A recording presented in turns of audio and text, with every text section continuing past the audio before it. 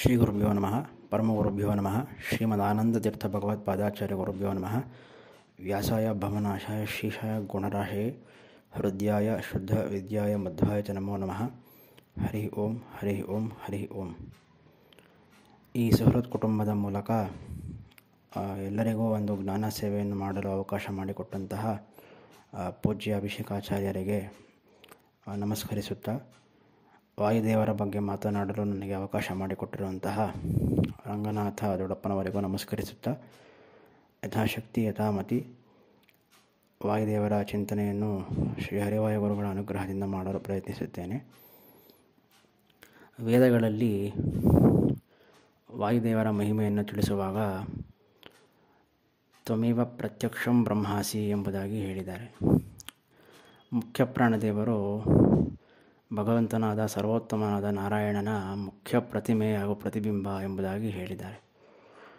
ನಾವು ಯಾಕೆ ಎಂದು ನೋಡಲು ಹೋದಾಗ ಮುಖ್ಯ ಪ್ರಾಣದೇವರು ಸರ್ವೋತ್ತಮನಾದ ಭಗವಂತ ಹಾಗೂ ಅಕ್ಷರ ಪುರುಷಳಾದ ಲಕ್ಷ್ಮೀದೇವಿಯ ನಂತರ ಸ್ಥಾನದಲ್ಲಿ ಬರುವಂತಹ ಋಜುಗಣ ಒಂದು ಗಣಕ್ಕೆ ಸೇರುವಂತಹ ಮಹಾನುಭಾವರು.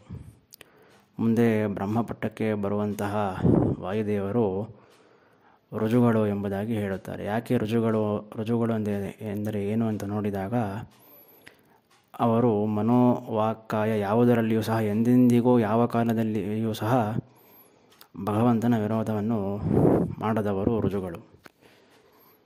ಅವರಿಗೆ ಕಲಿಯಾವೇಶ, ಅಜ್ಞಾನ, ವಿಪರೀತ ಜ್ಞಾನ ಆದಿ ಸಮಸ್ತ ಪಾಪ ಆದಿ ಸಮಸ್ತ ದೋಷಗಳು ಎಂದೆಂದಿಗೂ ಅವರಲ್ಲಿ ಇಲ್ಲ.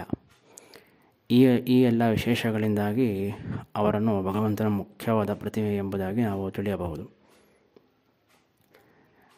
ಭಕ್ತ್ಯಾದಿ ಸಮಸ್ತ ಗುಣಗಳಲ್ಲಿ ಅತಿ ಉತ್ಕೃಷ್ಟರಾದಂತಹ ಜೀವೋತ್ತಮರಾದಂತಹ ಇಂತಹ ವಾಯುದೇವರ ಪಾದ ಜೋಳಿಗಳನ್ನು ಭಾರತೀ ದೇವಿಯರೇ ಮೊದಲಾದ ಸಮಸ್ತ ದೇವಾನುದೇವತೆಗಳು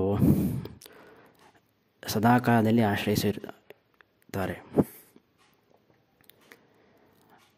ಇಂತಹ ವಾಯುದೇವರು ತಮ್ಮ ಪತ್ನಿಯಾದಂತಹ ಭಾರತೀ ದೇವಿಯರೊಡಗೂಡಿ ಸಮಸ್ತ ಜೀವರಾಶಿಗಳಲ್ಲಿ ವಿಶೇಷವಾಗಿ ಕಂಠದಲ್ಲಿರುವಂತಹ 2 ದಳದ ಕಮಲದಲ್ಲಿ ಕುಳಿತು 21,600 ಹಂಸ ಮಂತ್ರಗಳ ರೂಪವಾದಂತಹ ಶ್ವಾಸೋಚ್ಛ್ವಾಸವನ್ನು ಮಾಡಿ ಭಗವಂತನ ಸೇವೆಯನ್ನು ಮಾಡುತ್ತಾ ನಮ್ಮೆಲ್ಲರನ್ನು ವಿಶೇಷವಾಗಿ ಅನುಗ್ರಹಿಸುತ್ತಿದ್ದಾರೆ. ಅಷ್ಟೇ ಅಲ್ಲದೆ ವಾಯುದೇವರು ಭಗವಂತನ ಪಂಚರೂಪಗಳಾದಂತಹ ನಾರಾಯಣ, ಸಂಕರ್ಷಣ, ವಾಸುದೇವ, ಪ್ರದ್ಯುಮ್ನ, ಅನಿರುದ್ಧಾದಿ ರೂಪಗಳ ಸೇವೆಗಾಗಿ ಪ್ರಾಣ, ಅಪಾನ, ವ್ಯಾನ, ಉದಾನ, ಸಮಾನ ಎಂಬ ರೂಪಗಳ ಮುಖೇನ ವಿಶೇಷವಾದಂತಹ ಸೇವೆಯನ್ನು ಮಾಡುತ್ತಿರುವರು.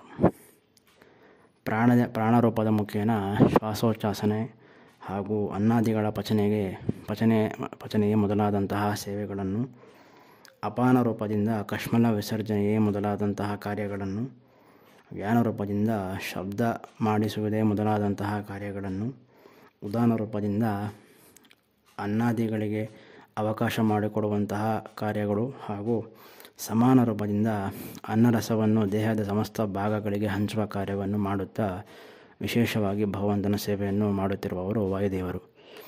ಇಂತಹ ವಾಯುದೇವರು ತ್ರಿಗುಣ ಭರಿತರಾದಂತಹ ಜೀವರಾಶಿಗಳಿಗೆ, ವಿಶೇಷವಾಗಿ ಸಾತ್ವಿಕರಿಗೆ ಸುಖವನ್ನು ಕೊಡುತ್ತಾ, ಮಿಶ್ರರಿಗೆ ದುಃಖವನ್ನು ಕೊಡುತ್ತಾ, ಅಪಾರ ದುಃಖಗಳನ್ನು ಅಧಮರಿಗೆ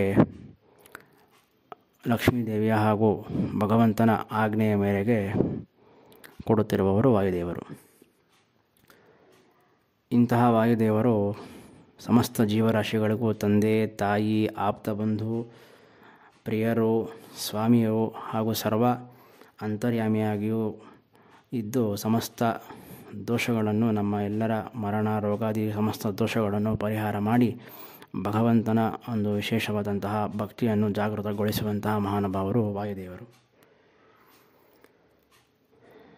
ಬ್ರಹ್ಮಚರ್ಯ, ಧೈರ್ಯ, ಬುದ್ಧಿ, ಬಲ, ಕುಶಲತೆ ಹಾಗೂ ಸಮಸ್ತ ಧರ್ಮಗಳಲ್ಲಿ ಅತಿ ಉತ್ತಮರಾದಂತಹ ಇಂತಹ ವಾಯುದೇವರು ನಮಗೆಲ್ಲ ಸಾಮಾನ್ಯವಾಗಿ ತಿಳಿದಿರುವಂತೆ ತ್ರೇತಾಯುಗದಲ್ಲಿ ಶ್ರೀರಾಮದೇವರ ವಿಶೇಷ ಸೇವೆಗಾಗಿ ಹನುಮಂತನಾಗಿ, ದ್ವಾಪರ ಯುಗದಲ್ಲಿ ಭೀಮಸೇನನಾಗಿ ಕೃಷ್ಣನ ಸೇವೆಗಾಗಿ, ಹಾಗೂ ಕಲಿಯುಗದಲ್ಲಿ ಶ್ರೀ ವೇದವ್ಯಾಸ ದೇವರ ಸೇವೆಗಾಗಿ ಆಚಾರ್ಯ ಮಧ್ವರಾಗಿ ಅವತರಿಸಿ ಭಗವಂತನ ವಿಶೇಷ ಕೃಪೆಗೆ ಪಾತ್ರರಾದಂತಹ ಮಹಾನುಭಾವರು.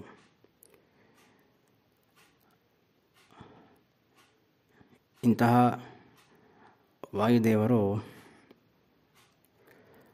ಹನುಮಂತನಾದಾಗ ಅವರಲ್ಲಿ ಇದ್ದಂತಹ ರಾಮನ ಭಕ್ತಿ ಹಾಗೂ ಆ ಒಂದು ವಿಷಯದಲ್ಲಿ ವೈರಾಗ್ಯ ಇವೇ ಮೊದಲಾದಂತಹ ಸೀತಾ ಕಾರ್ಯದಲ್ಲಿ ಇದ್ದಂತಹ ಒಂದು ಕುಶಲತೆ ಇವೇ ಮೊದಲಾದ ಗುಣಗಳಿಂದ ಅವರು ಭಗವಂತನ ದಾಸಾನುದಾಸ ಎಂಬುದಾಗಿ ಮತ್ತಷ್ಟು ಖಚಿತಗೊಳಿಸಿಕೊಂಡಂತಹ ಮಹಾನುಭಾವರು ವಾಯುದೇವರು, ಮುಖ್ಯ ಪ್ರಾಣದೇವರು. ಭೀಮಸೇನನಾಗಿ ಕೃಷ್ಣನ ಸೇವೆಗಾಗಿ ವಿಶೇಷವಾಗಿ ಸಮಸ್ತ ಕೌರವಾದಿ ದುಷ್ಟರನ್ನು ನಾಶಗೊಳಿಸಿ ಕೃಷ್ಣನ ವಿಶೇಷವಾದಂತಹ ಸೇವೆಯನ್ನು ಮಾಡಿದಂಥವರು ಭೀಮಸೇನ ದೇವರು. ಆಚಾರ್ಯ ಮಧ್ವರಾಗಿ ಅವತರಿಸಿ ಮಾಯಾವಾದವೇ ಮೊದಲಾದಂತಹ 21 ಅತತ್ವವಾದಗಳನ್ನು ಖಂಡಿಸಿ ವೇದವ್ಯಾಸ ದೇವರ ಉಪದೇಶಗಳನ್ನು ಸಾಕ್ಷಾತ್ತಾಗಿ ಕೊಟ್ಟಂತಹ ಮಹಾನುಭಾವರು ಶ್ರೀ ಆಚಾರ್ಯ ಮಧ್ವರು. ಇಂತಹ ಆಚಾರ್ಯ ಮಧ್ವರ ವಾಯುದೇವರ, ಮುಖ್ಯ ಪ್ರಾಣದೇವರ ಒಂದು ಮಹಿಮೆಗಳನ್ನು ಅವರ ಸಮಕಾಲೀನರಾದಂತಹ ತ್ರಿವಿಕ್ರಮ ಪಂಡಿತಾಚಾರ್ಯರು ವಾಯುಸ್ತುತಿ ಹಾಗೂ ಶ್ರೀ ನಾರಾಯಣ ಪಂಡಿತಾಚಾರ್ಯರು ಮಧ್ವವಿಜಯ ಮೊದಲಾದಂತಹ ಮಹಾಗ್ರಂಥಗಳಲ್ಲಿ ಇಂತಹ ಅಗಮ್ಯ ಮಹಿಮೆಯಾದಂತಹ ಮಹಾನುಭಾವರಾದಂತಹ ವಾಯುದೇವರ ಒಂದು ಹಾಗೂ ಅವರ ಅಂತರ್ಯಾಮಿಯಾದಂತಹ ಭಗವಂತನ ವಿಶೇಷವಾದಂತಹ ಉಪಾಸನೆಯನ್ನು ನಮಗೆ ನೀಡಿ ಅನುಗ್ರಹಿಸಿದ್ದಾರೆ. ದಾಸಾನುದಾಸರು ಹರಿದಾಸರು ಕೂಡ ನೂರಾರು ಕೃತಿಗಳಲ್ಲಿ ಇಂತಹ ವಾಯುದೇವರ ಅಪಾರವಾದ ಮಹಿಮೆಗಳನ್ನು ತಿಳಿಸಿ ನಮಗೆ ಅನುಗ್ರಹಿಸಿದ್ದಾರೆ.